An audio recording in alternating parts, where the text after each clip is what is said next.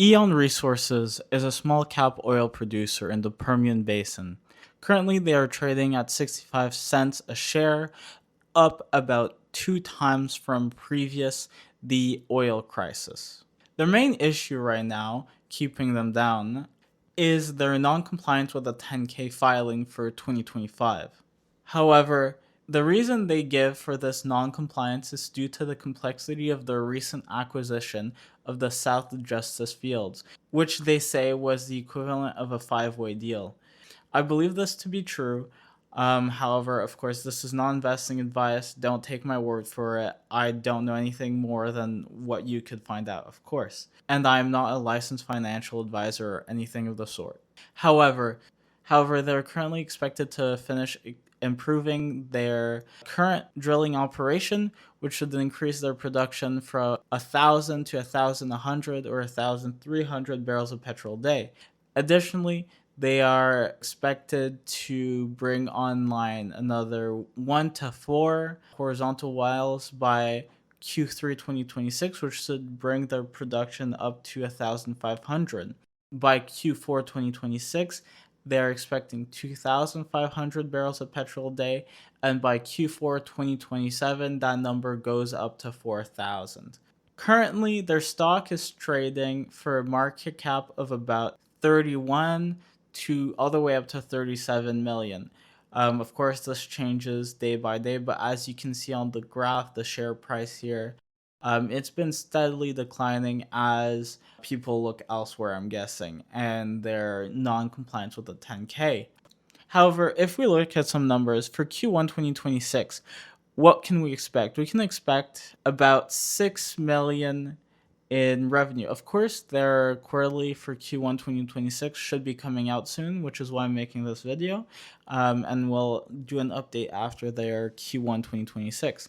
With 6 million, this is taking a hedge position of 75% at about $64. We're not sure on the exact dollar amount they have.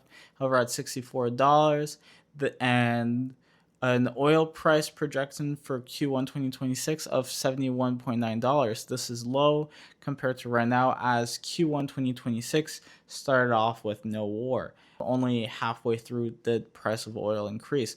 However, if we then look at Q3 2026, we see a massive increase in revenue. If we take 1,500 hit towards the end, of course, this 1,500 could be a bit lower as they bring online wells. However, if we take an average of 1,500 a day with the price of about 85 on that, on what's not hedged, we find a revenue of 10.2 million. Maybe it comes down to 9 or 8 million. However, this is a massive increase and would have a yearly annualized revenue of 36 to 40 million dollars, which is already over their current market cap. As such, I see a very low downside risk to this company, unless, of course, they stay non-compliant and are removed from trading. So it is a big risk, I guess, but I'll take it. Q4 2026, it would be quarterly revenue of about 17 million if they produced a full 2,500 the full quarter, which they might not. But towards the end, that would give us an annualized revenue of 70 million, just about 68 million, which is twice over their current market cap. And if we project even further to Q4 2027, that would give us 95 million annualized.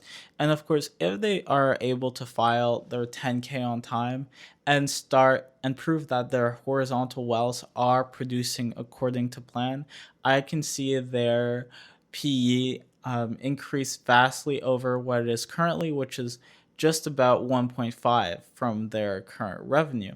So if their horizontal wells produce correctly, I can see a vast expansion of P up to probably 3 at least from 1.5 right now, if not more. So if we have by Q4 an annualized revenue of 70 million, I can imagine the company being worth 240, easily 280, and the like. That 280 million market cap would mean a 10 times increase in the stock price. This is the upside I'm looking for. That's why I'm willing to take the risk on this stock. So it would be interesting for you to delve deeper into this company. I'll be doing an update on their first quarter of 2026 when it does come out.